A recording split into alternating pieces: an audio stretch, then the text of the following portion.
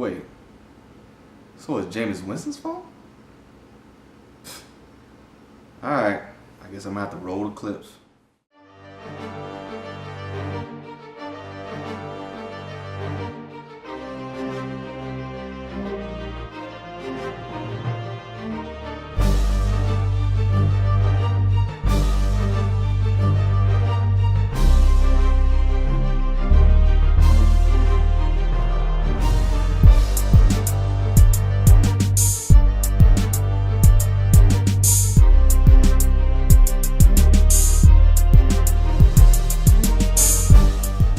Jameis Winston will be a top 5 quarterback again in Week 7 versus the Browns. So he was the highest scoring fantasy quarterback last week. See what I'm saying? I don't understand. Let's bad stuff aside. Just 2 picks. 1 pick in the red zone for trying to hit a guy in the back of the end zone who was getting held on to.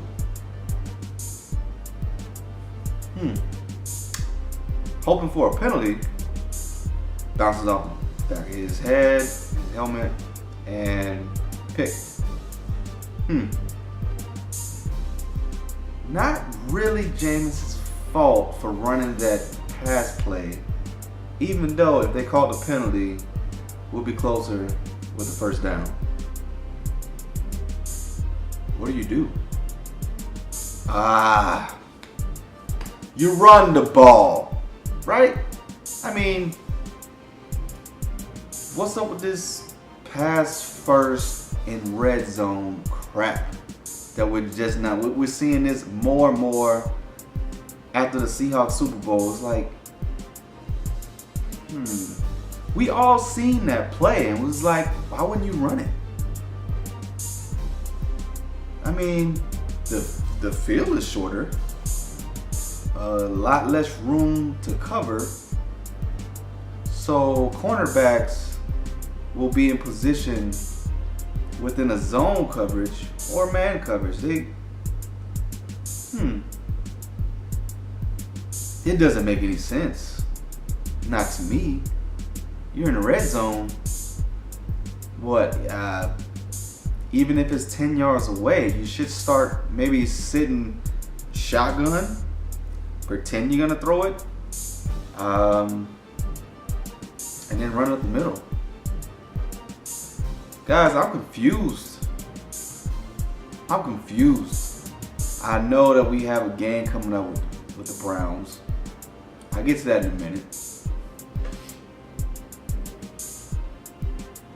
But I'm still appalled with the plays ran in the red zone. I don't understand it.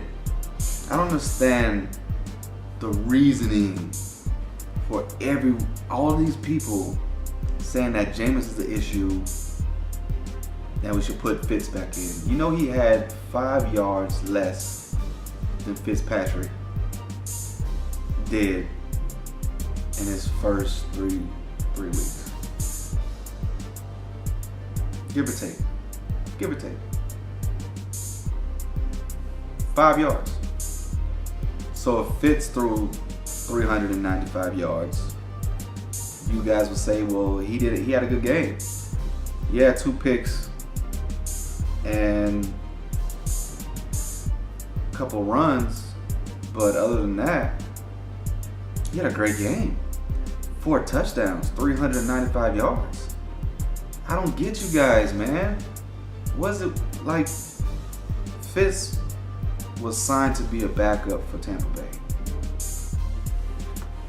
Now, because he's came in to be the backup, like, he will eventually go back to that role, no matter how well he's doing in the same exact offense as the starter.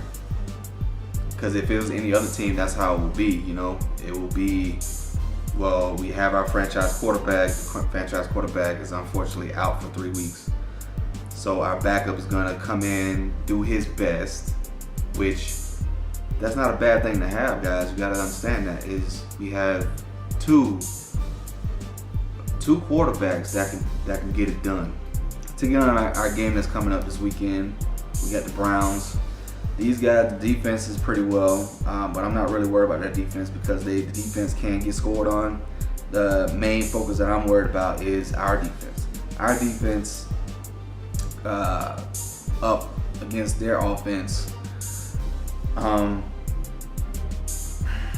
We don't know. We don't know. We finally got rid of Mike Smith. Thank you. Woo! I had to, man, come on now. I'm happy. I'm grateful that he got rid of that man. 3 seasons, terrible defense. I'm sitting here like, what? Why is it these guys wide open? I would like man cover. Every time we ran man coverage, we had defenders on the guys. If they caught the ball, it was like that much space between our guys' hands and the damn ball. So I'd rather it be hard for the opposing team to catch the ball on us in man coverage than everybody just running around like chickens with their head cut off, not knowing who has who. I'm not even gonna say it's all on the cornerbacks, even though Ryan Smith gets dusted sometimes, and Brent Grimes is looking old. He's looking terrible this year.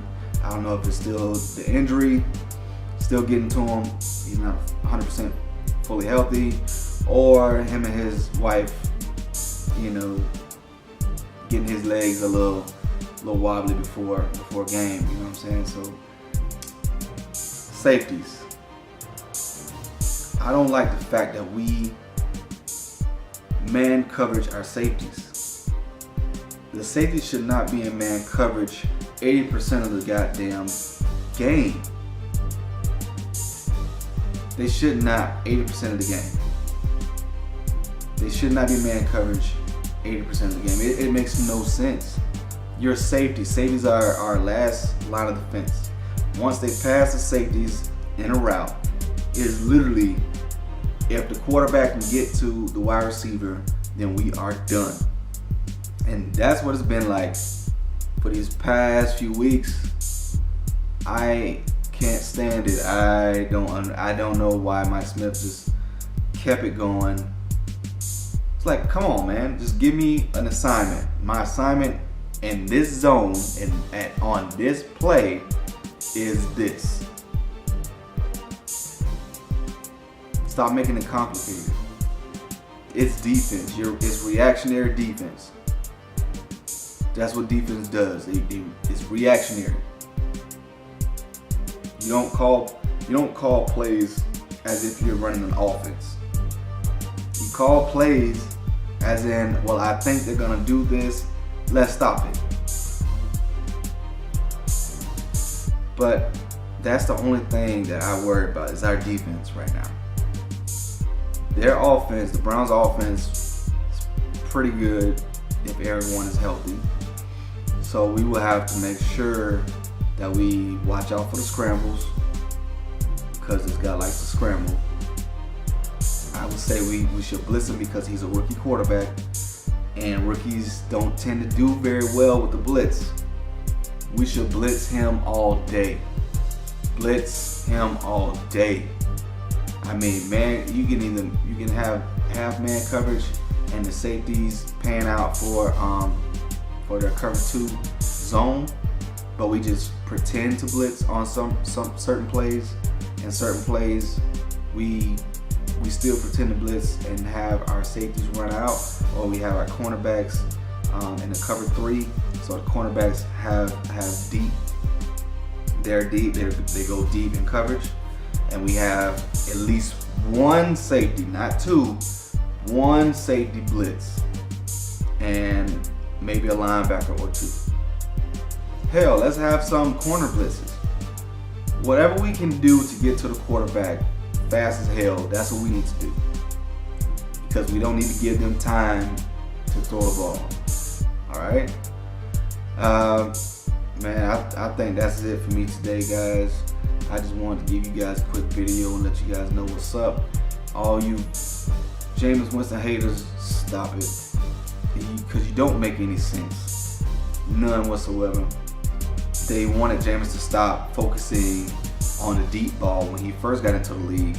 Everybody was complaining about that. All he wants to do is find the deep ball, all the deep ball, the deep ball, the deep ball, the deep ball. We don't even have wide receivers that can go deep like that. Then we get D-Jax after they told him they like stop focus on the deep ball, let's dink and dunk. All the great quarterbacks dink and dunk. They hit the long pass later on in the game, not all the time.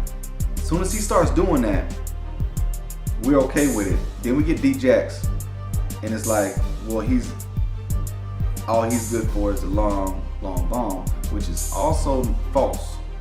The guys are good at routes. It's just the only thing is he sometimes give up on routes. Sometimes he doesn't run them like 100%. Sometimes he slows his routes down, and it sucks. But he's usually always open if you get the ball to him right off of his first steps. I don't think we should trade him. I don't think we should get rid of him because I still like him. I still like him as a shifty wide receiver.